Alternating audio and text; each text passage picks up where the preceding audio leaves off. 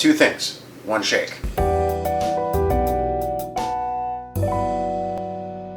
So I'm going to be using a reasonable amount of buttermilk, and I've touched on it a few times in previous episodes of Self-Serving Skillet that if you don't have buttermilk on hand, you can make it on the spot with some milk and some lemon juice or some vinegar, whatever kind of suits the palate of whatever you're making. You let it sit and let it separate a little bit, and what you have is not really buttermilk, but it will serve the function of buttermilk. Today, we're going to make buttermilk by making some butter. So if all you want to do is make butter, this step is completely optional, although I do think it makes the butter taste better. I got here some just a single serve of yogurt. I don't eat that much yogurt, so I got the small one. But you want to make sure that it has some live active cultures, and it should list the cultures. S. thermophilus, L. debrucolucci, Sepaburgolitis, Bacteriolaeum parasitia. I don't speak Latin. But it should list them. And all you need is about this much and a clean spoon and a clean mason jar. And I like to get this just all over. Heavy whipping cream, full fat cream. You don't want half and half, because half and half is half heavy whipping cream and half whole milk. It won't work. We put a clean lid on this and let it sit out. You don't have to fill that so full, and in fact, leave yourself a little room to shake, because you can do this in the same container. And you're going to leave this out at room temperature for 1 to 2 days. That's why it's so important that everything is clean, everything starts out cold. You want the only things that are growing in here to be what you just put in there. So 24 to 48 hours, really depending on how warm it is where you are. Try not to put it in like direct sunlight, get it into the back of a cabinet or something. If you're going through a heat wave, maybe hold off doing this. And then when it starts to smell like the yogurt, you want to put it in the fridge, stop the fermentation, and when it's completely cold, you can do this. This is a double batch that I made 2 days ago. And it smells great. It smells like the yogurt. If it smells like anything other than cheese, yogurt, things like that, maybe something went wrong. But now, I'll just let you see this, because this is great. All right, there. Now we cover and we shake. You can do this a lot easier in a food processor. They sell little butter churns. In fact, I'll try to find one, but honestly, you need no equipment for this, and it's kind of fun, and it's a project. You get to say I made that by hand. That's handmade butter.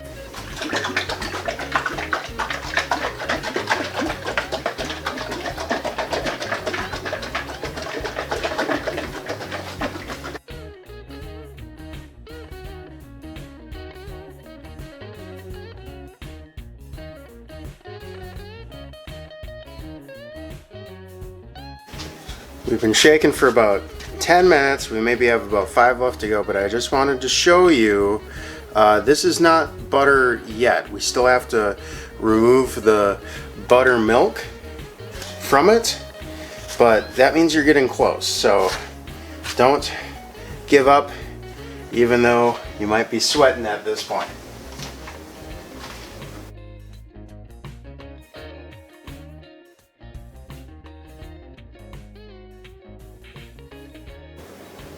And now it's only been 2 minutes since that, and you can see a very clear separation between the butter and the buttermilk. I'm going to shake for about a minute longer, get all that buttermilk out of that butter, then we'll strain it. And this isn't all of the cream that I started off with, I had to pour some off because I didn't give myself enough room to shake. So I'll show you this, and then I'll do this buttermilk.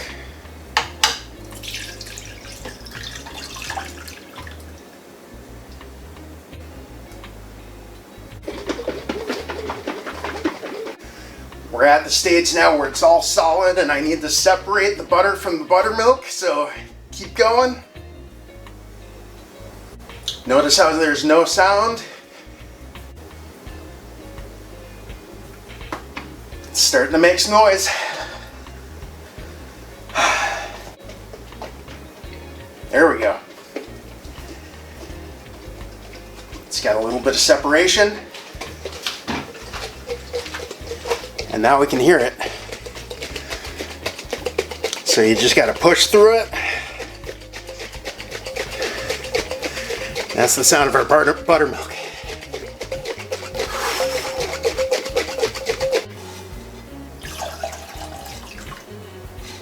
That is the freshest butter you'll ever have. I'll just put a little bit of it left on this leftover biscuit from last night. And that is cultured butter. It has a lot of flavor to it. And we culture the cream so that we can have cultured buttermilk and use the buttermilk in recipes. Even if you didn't culture this, you could still use the buttermilk in whatever recipes you wanted that called for milk, water, you know, any liquid really.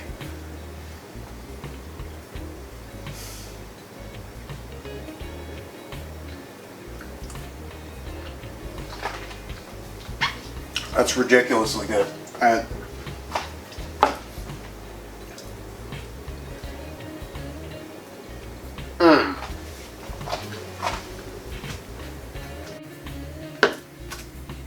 This is also great to do if you have like a bunch of kids to help you out that you want to keep busy.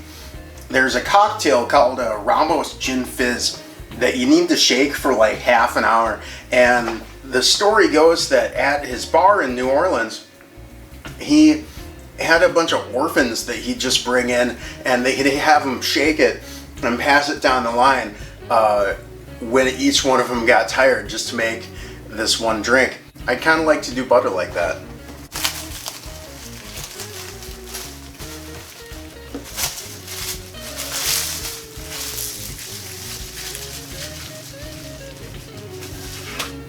So out of 2 pints of cream, we got 330 grams, or almost 12 ounces, 3/4 of a pound of butter, and about 400 milliliters, almost a pint of buttermilk. I think it cost me $7. So the prices are pretty comparable. Why I would do this maybe is that I don't want to buy an entire thing of buttermilk, and in here I know what's in my butter. I know what cream and probably from what source comes my butter. And then if you wanted to do things like compound butter, well, that's really easy. It's really warm right now. You have to shake it up anyway. You might not be able to use the buttermilk for much if you put a bunch of garlic into your shaker and shake it up, but it's probably a good way to do it. I can see making cookies and having this be a very like creamable butter. Get that really nice incorporated with the brown sugar and the sugar right away. I'm just gonna sit here all day and eat butter.